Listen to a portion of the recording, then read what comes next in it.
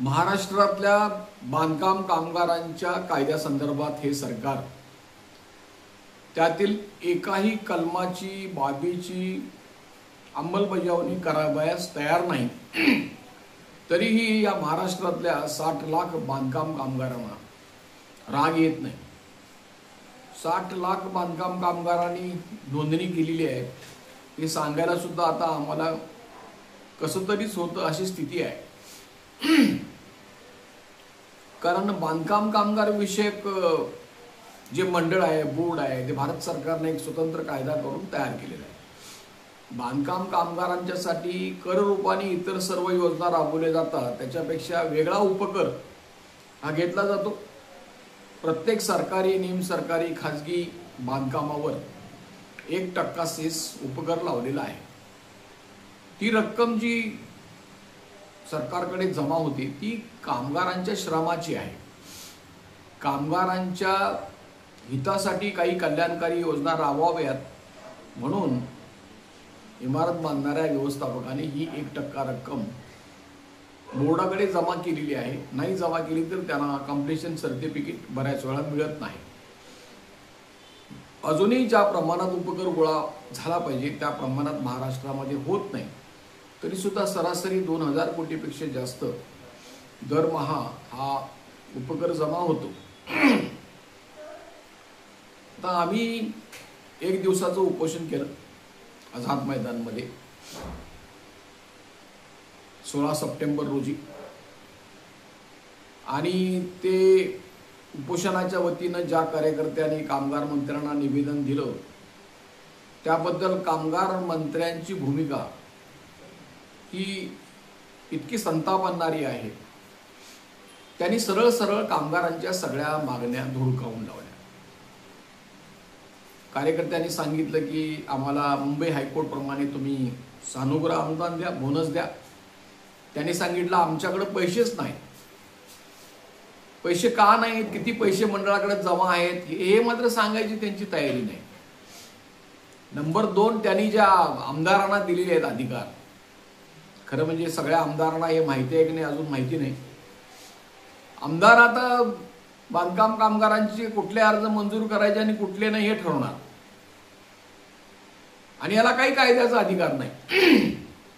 हे मंत्री महोदय म्हणतात की यात काय बेकायदेशीर आहे दाखवा। ठरावच बेकायदेशीर आहे। याच्या आधीच या बांधकाम कामगार कायद्याअंतर्गत कलम 12च्या उपकलम 4 मध्ये प्रक्रिया दिलेली आहे। कशा पद्धतीनं कामगारांचे अर्ज भरून घ्यावे, कशा पद्धतीने त्यांचा अर्ज मंजूर करावा हे दिलेलं आहे। इतकंच नव्हे तर हे अधिकार कोणाला आहेत हे सुद्धा त्याच्यामध्ये नमूद आहे। याच्यापूर्वीच ते निर्णय सर्व झालेले आहेत। असं असून सुद्धा या कमिटीकडे देणार म्हणे अर्ज तपासायला। म्हणजे याचा अर्थ असा आहे की आतापर्यंत जे अर्ज तपासलेले आहेत ते चुकीचे आहेत, ते चुकीचे आहेत म्हणून ही कमिटी नेमलेली आहे असा त्याचा दुसरा अर्थ निघतो। आम्ही अनेक वेळा प्रश्न विचारलेला आहे। जरूर तुम्ही जे बोगस आहेत त्यांची चौकशी करा, आमचं काय म्हणणं नाही। शेवटी सरकारनं कंटाळून असं ठरवलेलं आहे की ज्या पोलीस स्टेशनच्या हद्दीमध्ये हातभट्टीची दारू काढली जाते त्या ठिकाणी त्या पोलीस स्टेशनच्या फौजदारावर कारवाई करण्यात येईल। एक उदाहरणासाठी सांगितलं मी। म्हणजे समाजामध्ये गुन्हे घडतात, समाजामध्ये घटनाविरोधी घटना घडतात, त्याच्यासाठी कायदे आहेत, त्याच्यासाठी कारवाई केली जाते। म्हणून काय घटना गुंडाळून ठेवली जात नाही। तर याने काय केलेलं आहे, बोगस नोंदणीच्या नावाखाली आता सध्या सगळं मंडळाचं काम ठप्प आहे। आश्चर्य वाटेल तुम्हाला। म्हणजे या राज्यामध्ये त्यांचं म्हणणं असं आहे की 28,000 आणि 80,000, 28,000 ही एका जिल्ह्याची संख्या आहे। 80,000 विद्यार्थ्यांनी 1 लाख किंवा 60,000 रुपये घेतलेले। आता त्या सगळ्या कॉलेजला पत्र केलेले आहेत की हा विद्यार्थी तुमच्याकडे शिक्षण घेतो का, जरूर चौकशी करा, आमचं काय म्हणणं नाही। पण त्यासाठी तुम्ही पहिलीपासून ते कॉलेजमध्ये शिकणाऱ्या पोरांच्यापर्यंत जे स्कॉलरशिप का अडवलंय त्यांचे सगळे अर्ज मंजूर करायचं काम बाजूला ठेवलेलं आहे। इतकंच नव्हे तर विधवा महिलांना अंत्यविधीची रक्कम द्यायचं मुद्दा राखून ठेवलेलं आहे। त्यांना मृत्यूबद्दलचे लाभ मिळत नाहीत. घर देण्याच्या बाबतीमध्ये तर त्यांनी बांधकाम कामगारांची चेष्टाच केलेली आहे. ही इतकी चीड आणणारी बाब आहे की एका बाजूला सांगायचं की आम्ही 2 वर्षामध्ये महाराष्ट्रामध्ये 30 लाख घरं बांधणार आहेत म्हणून सांगायचं, आणि दुसऱ्या बाजूला इथे उपकारामधले पैसे असून सुद्धा 30 घरं सुद्धा बांधायची नाही. या पद्धतीने प्रत्येक घोषणेबद्दलचा एक फार्स करायचा, वर्तमानपत्रामध्ये जाहिराती द्यायच्या. वर्तमानपत्रामध्ये जाहिराती देण्यासाठी आणि 23-24 मध्ये त्यांच्या हिशोबामध्ये नमूद आहे 105 कोटी रुपये खर्च केलेले आहेत. व्यवस्थापनावर 300 कोटी खर्च केलेले आहेत. व्यवस्थापनावरचा खर्च 5% पेक्षा जास्त असू नये त्याची त्यांना पर्वा नाही. त्यांच्या बाथरूम पर्यंत सगळे ऑफिसमध्ये AC लावलेली आहे. करोडो रुपये त्याच्यासाठी भाडं दिलं जातं.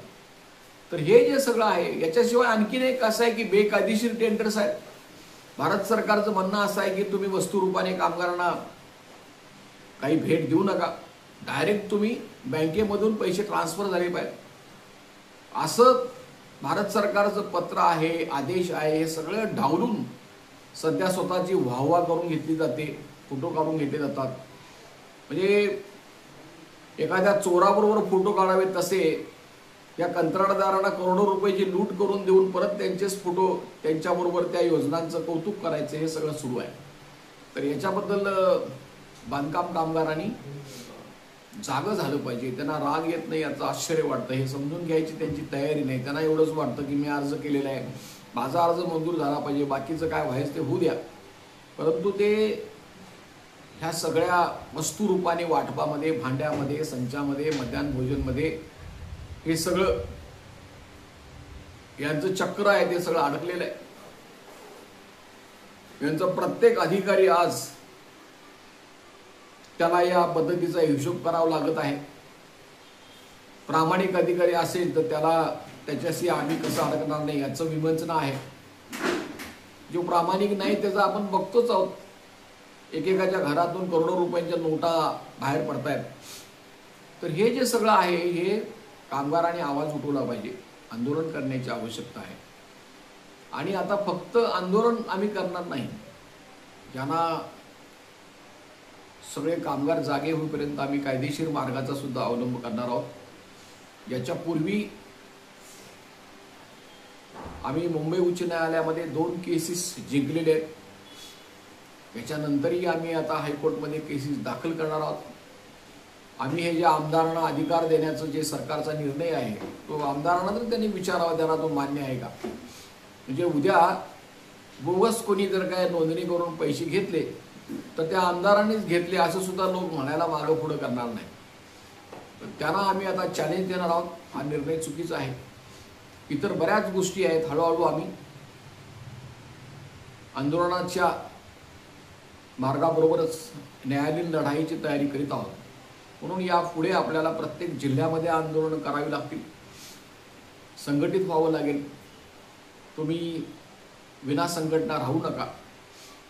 निवारा बांधकाम कामगार संघटना ही एक राज्यव्यापी संघटना आहे. त्याचे अधिकारपत्र घ्या, त्या संघटनेचे म्हणून काम करा, एवढी आपल्याला विनंती आहे. मी शंकर पुजारी या महाराष्ट्र राज्य बांधकाम कामगार संघटना संयुक्त कृती समितीचा राज्य निमंत्रक आहे. शंकर पुजारी या नावावर यूट्यूब चॅनल आहे आणि या यूट्यूब चॅनलचा आपण जास्तीत जास्त सबस्क्राईब करा, लाईक करा, प्रचार करा आणि आंदोलनामध्ये सक्रिय व्हा, एवढी विनंती करून मी आजचं भाष्य पूर्ण करीत आहे. धन्यवाद.